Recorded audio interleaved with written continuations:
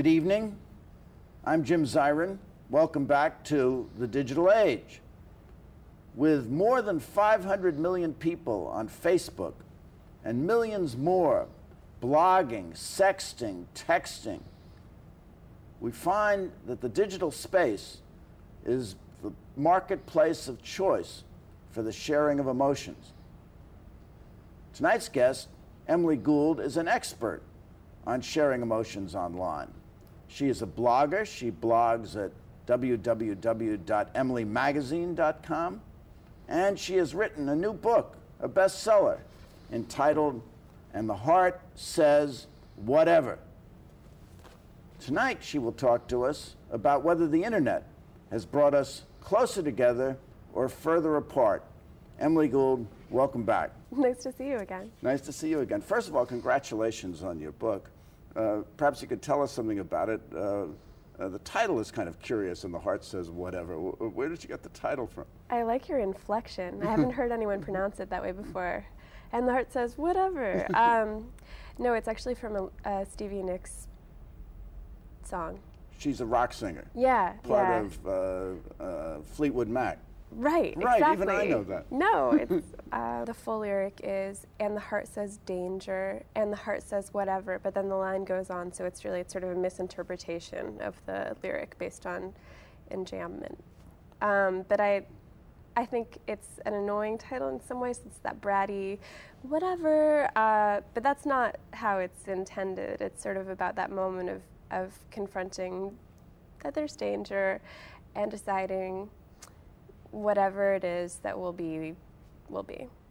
Now, this is a memoir, really, of your own experiences. It's as opposed to a memoir of someone else's experience. Or made-up experiences. Right, so it's not a novel. It's not a novel. No. And and you write about jobs you hated, parties with people you hated, failed relationships. You're making it sound so dour. Well, I mean, that's what I got out of it. How do those experiences relate to the lyric, "And the heart says danger, and the heart says whatever"? Oh gosh, I think you're asking, that's a tall order to relate all that back to the title. I mean, let's face it, it's just a title. I think it could mean a lot of things. No, I didn't mean for it at all to be like a chronicle of failure. I sort of meant it to be a chronicle of how someone becomes a person, just the little incidents in life that might not be the moment. You know, there's none of that sort of like, and that was the moment when everything changed and my life was different from then on. I came to this dramatic conclusion. It's sort of the little moments that that change you and you don't realize it at the time, but are still very important. So that the whole is equal to the sum of the parts. Yeah, that's the idea. Now, but you're said to be the new female voice of your generation. In the press release, yes. In the press release. Probably not where we should be getting our information. Was that made up, or do you see yourself that way? I think I am a voice of my generation, I think I'm a really weird, tricky generation, because my generation is not quite old enough to have experienced some of the most sort of the signal pop cultural events of the 90s we wish that we had, but we were in middle school when Kurt Cobain died, so we're sort of borrowing that if we're going to think that we're nostalgic for that stuff. But yet, we're not young enough that we've always had the internet as part of our lives. When I talk to people who are even a little bit younger than me, even people who are 25, I'm 28 for another month, they have had such a different experience of adolescence, because they will tell stories about, oh, I had a crush on this guy and we just were like I-aming each other all the time. After school every day we would I-am each other for hours, and it's kind of mind-blowing. What does it mean to I-am each other? We would instant message each other. Oh, instant message? Yeah, as opposed to talking on the phone. Yes. I mean, the phone has just been like discarded. It's like just for texting and sending emails now. It's like this like flawed technology that no one even remembers why it existed in the first place. Why would we want to hear each other's voices? No, we can send text. Yeah, you can make like a witty pun that you wouldn't be able to make in person, in text. Some things are better in text. Now, before you wrote the book, you were a blogger, and you blogged, among other things, about cheating on your boyfriend with a coworker, and that's in the book. Yeah, minorly. And that particular episode caused a number of people to be upset. I mean, it got you on the cover of the New York Times Magazine. Yes, cheating on my boyfriend with a coworker got me on the cover of the New York Times Magazine. Well, maybe sex sells, but I don't think that was really the point right.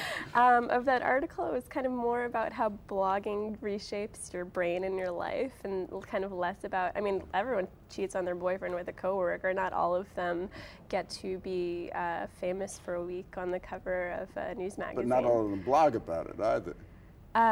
Well, many of them do, and that is kind of why I'm here, right? Is because I'm not like this weird freakish anomaly that I've blogged about my personal stuff. I think more and more people do, even people your age. Well, that's pretty advanced, but yeah.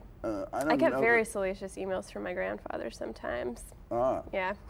Well, I guess the grandfather can be salacious. But in light of that experience, why did you decide to write a memoir? Oh, good question. Yeah, because why would anyone read something with pages and that you have to pay $15 for, and it's a physical object that you get in a bookstore? No, I just wanted to tell a story that was a bit longer than the sweet spot of a blog post. I feel like a blog post should never be more than 1,500 words. That's kind of the longest anyone could ever pay attention to anything on a screen. So if you want to write something that's longer, you kind of have no choice but to write a book. Now, you coined a term called oversharing. Oh, I did not. I actually didn't. Oh, you didn't? No, Who no. did? I think one of the first, there was a On Language column about this. One of the first uses of oversharing was in the movie Bring It On, which I think came out in 1998. So I did not at all, we can say that I popularized it, but I did not coin it, and I shouldn't be given credit for this achievement. Well, in popularizing it, what did you mean? That squirmy moment when you feel like someone has revealed more about themselves than they even intended to. Do you feel in the book you revealed more of yourself than you intended to? Of course I feel that I revealed exactly as much as I intended to and no more, but let's face it, whenever anyone is writing anything, they latently reveal something of themselves. So there's the intentional layer, and then there's the layer that you have no control over. We've recently seen a rash of confessional memoirs written mainly by women. Well, we wouldn't call them confessional memoirs if they were written by men. We'd probably call them coming-of-age stories or buildings romance. Yeah, so, yes, a rash. I mean, it started, I suppose, with Candace Bushnell and Sex and the City, and that was actually 17 years ago. And then now we have Megan Down, and we have Emily Gould, and there are probably others you could name. I mean, what accounts for this? Something in the water? I don't know. No, I think that there's a subgenre of stories.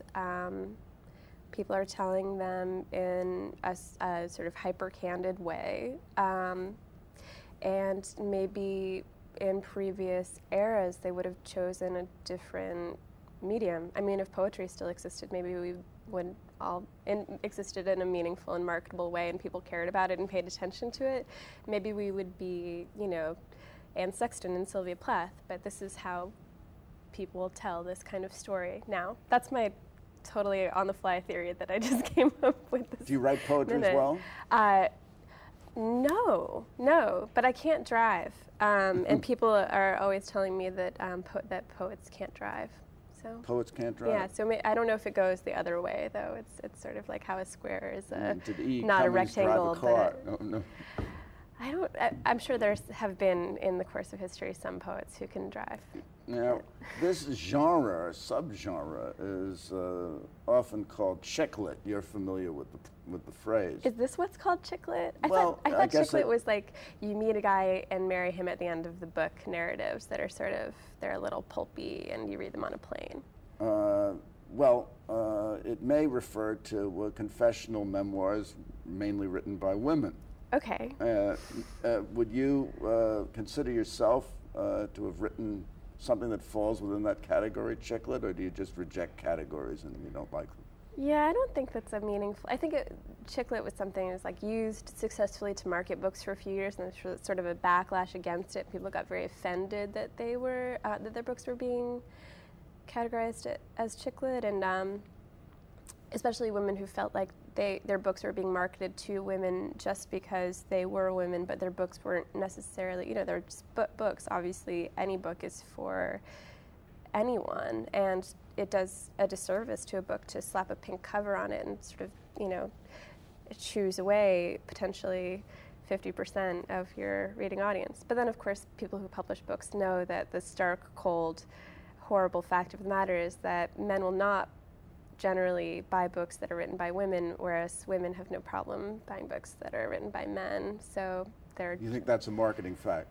Yeah, I think that's what they find in survey after survey. I would desperately like that not to be the case. And I have heard from a lot of men and dudes and boys who have really liked my book. So I don't think it's for women. It's not like it's like a 200-page chronicle of like my most painful menstrual cramps or something.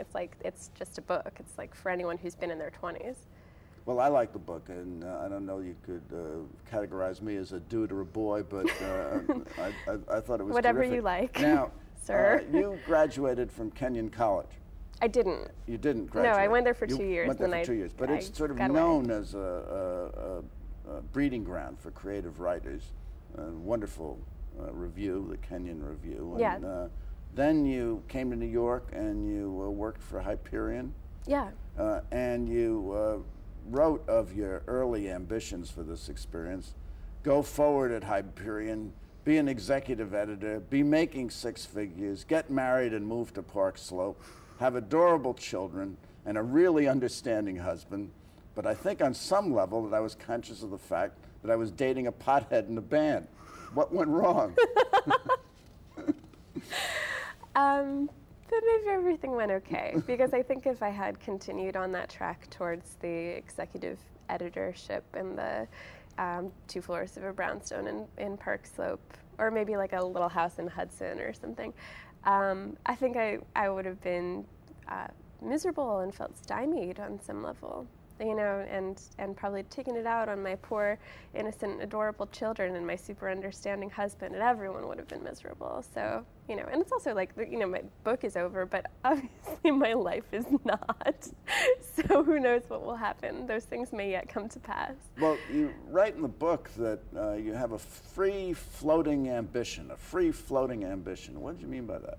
Well, I think a lot of people come to New York and they know that they're really good at something, but they aren't quite sure what it is yet, and it makes them, I'm like quoting from the book now, but it makes you hate everyone because anyone might be your competition. So you're walking around super paranoid and full of this sort of premature bitterness. It's almost as if you've already failed because you haven't yet succeeded just at knowing what you want to succeed at. And so many people feel this way. I know that I'm not alone in having felt this way. And if you're lucky, if you're super lucky, that little germ of inspiration comes to you and you're like, okay, this is what I'm going to do.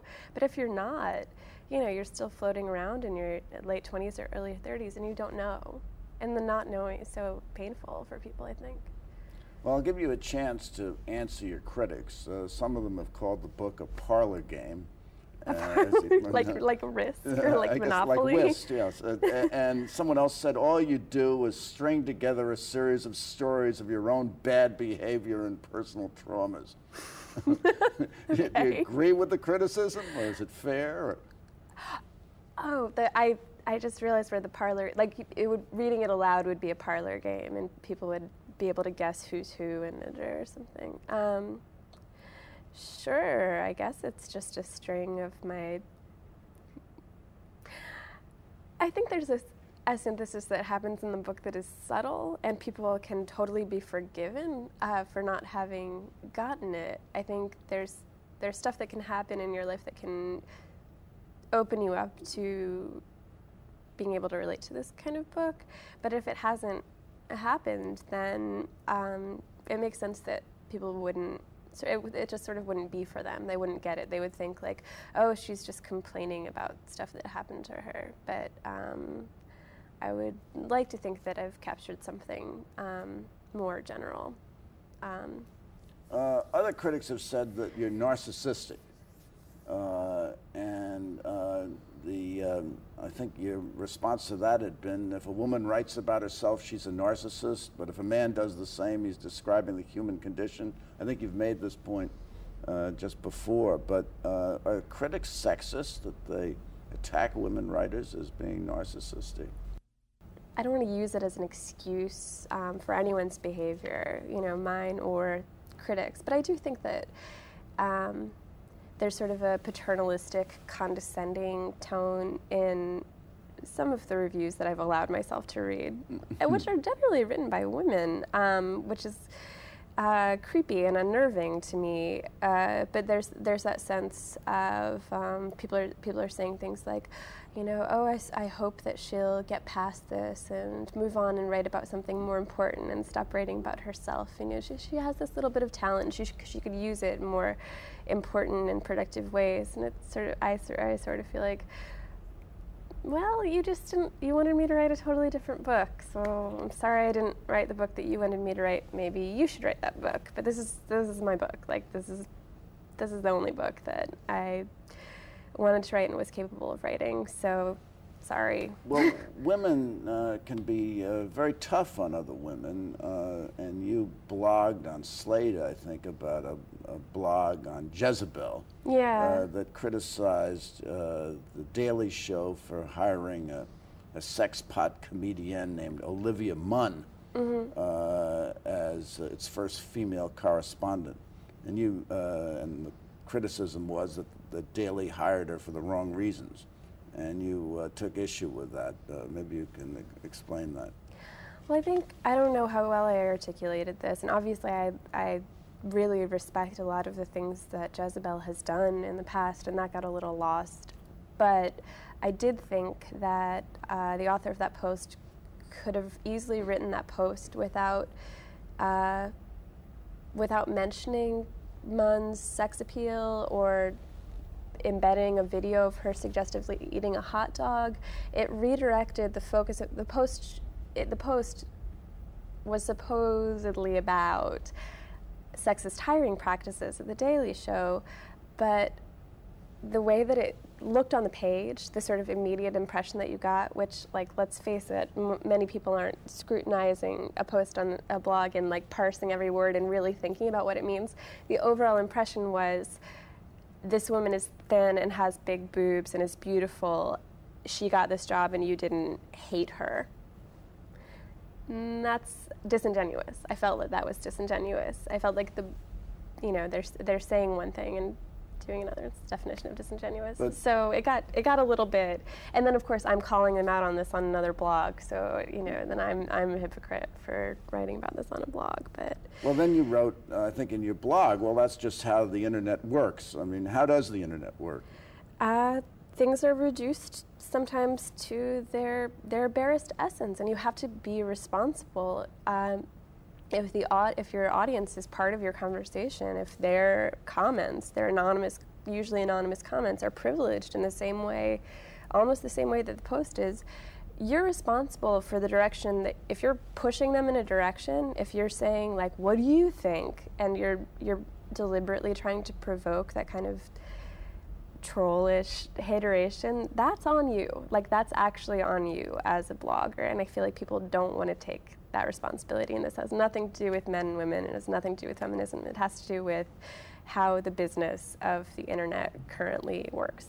So, and I don't think a lot of people would actually disagree with me about that piece of it. Now let's talk about Facebook and the new transparency. People are putting their whole lives on Facebook, either with privacy controls or without privacy controls, and it's not so difficult to penetrate privacy controls, I understand from a gossip columnist I know. Has this transparency made bad conduct more acceptable? And Senator Moynihan used to say transparency makes bad conduct more acceptable because it dumbs down bad conduct. Do you agree with that? Infidelity, promiscuity, and yeah. Well, maybe the definitions of what constitutes bad conduct are shifting a bit. I think when people first started talking about these issues, they would get very concerned and think, oh, you put something on the internet and it's going to be there forever. Future employers won't want to hire you because you took these topless party photos in Cabo when you were 18 or whatever. But chances are, if you're applying for a job now, your employer also has those Cabo party pictures. So yeah, I guess you're right. I guess there's sort of a flattening out of, what constitutes. Maybe the employer was there. Right, yeah, maybe and then they just posted the album and they tag, and you're like, oh God, I have to untag all these photos my boss tagged me in. Yeah, no, but different people, I mean, you're a lawyer. Like, if you have that kind of job, obviously you're going to hold yourself to a different standard. But if you're just sort of you're like a mid-level, like, marketing associate, I think it's okay to have those Cabo party pics, probably. Are you on Facebook? Yeah. How many friends do you have? I don't know off the top of my head. Well, if I were to suggest to you 1,600, would that sound about right? Yeah, but that's not even a lot. My cousin, who's 18, has more. Has more? Yeah, and they're all people she knows, I think, too. Well, I guess that's the way it all started out. When Zuckerberg was at Harvard, they were all people at Harvard. How excited are you for the movie? I'm so excited. I think it's going to be so good. Have you read his book? Have you read Mesrich's book? I haven't, no. Is it good? No, it's good, but I think Kirkpatrick's going to be on the program, and I think his book, The Facebook Effect, is even better. Cool. And it's deeper. But what do you think of the whole Facebook experience? Are people spending too much time on it? Are kids spending too much time on it? Are people revealing too much, oversharing? I think for me, in terms of my internet addiction, definitely Twitter and Tumblr have superseded Facebook. I probably only look at Facebook like once a day, if that. But Facebook is nice because it's a way for people to get in touch with you without knowing your email address, and they can send you a note or whatever. I believe you contacted me through Facebook. Have you contacted me through Facebook? Or no, I just befriended you on Facebook. Oh, well, thanks for being my friend on Facebook. So I could get some material for this interview. I hope you'll post on my wall after this interview is over. What was it? It was like, are we concerned about? Yeah, we're concerned. I mean, is all this bringing us closer together, that we learn many more details about one another's personal lives, or even the personal lives of people we don't know very well?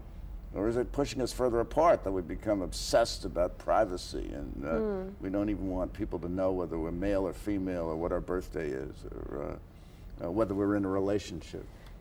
It's obviously doing all of those things, but mostly I want to be very optimistic and think that things like Facebook Connect, more and more I've seen people commenting on blogs using their real names connected to their Facebook profiles. I think that's great. I think that if we can get rid of as much anonymity as possible and make there be more social taboos against anonymity online, people can make all of the different disparate elements of their online and offline selves cohere into one whole, spots and all. I'm for that. I think it's great. Probably people should spend less time online and be less addicted to the internet, but that's probably a topic for another day, and I'll get back to you on my progress with that. Well, you have written, if you want to keep, quote, if you want to keep a nasty thought or embarrassing anecdote private, there's an easy, 100% guaranteed safe way to do that. And it's not a new app or functionality. It's internet abstinence. If you're not comfortable letting the world see what you really like, you shouldn't be online at all. I mean, are you sort of recommending abstinence as though it was a form of birth control, which is impractical? Or do you think people should just stay off if they don't want their lives online? That's the simplest answer. It works. Abstinence doesn't work. But maybe it's not realistic. It's actually the exact same argument that can be made for, the other kind of abstinence, is that people are going to continue to do this, and they should do it. They should do it safely. Shifting to sex in the digital city, do you see a shift in contemporary mores where two people meet at a party and then they look each other up on Google or on Facebook, that kind of the internet has become part of getting to know one another? So this is really the internet and romance, not the internet and... Well, whatever. The heart says whatever. Right. No, yeah, I'm always a little insulted when I make a date to meet someone for the first time and that we sit down together and it's clear that they haven't Googled me. I'm like, I Googled you. I took that time. No, but it is. I think you can tell a lot about someone from how extensively curated their online self is, and sometimes it's very alluring and cheering to not be able to find out a lot of information about someone at all. You're like, oh, okay, you're out there in the world doing stuff. Alluring and cheering. We have to wrap up, but Emily Gould, I have a question for you. Okay. Has the internet brought us closer together or further apart? Let's go with closer together. Closer together. Let's be optimistic. You're a together person. Sure. Good. Today I am. Emily Gould, thank you so much for Thanks coming for by having again, me. and thank you for coming by. Tune in next week for more on the digital age. Please visit our website at www.digitalage.org. For the Digital Age, I'm Jim Zirin. Good night and all the best.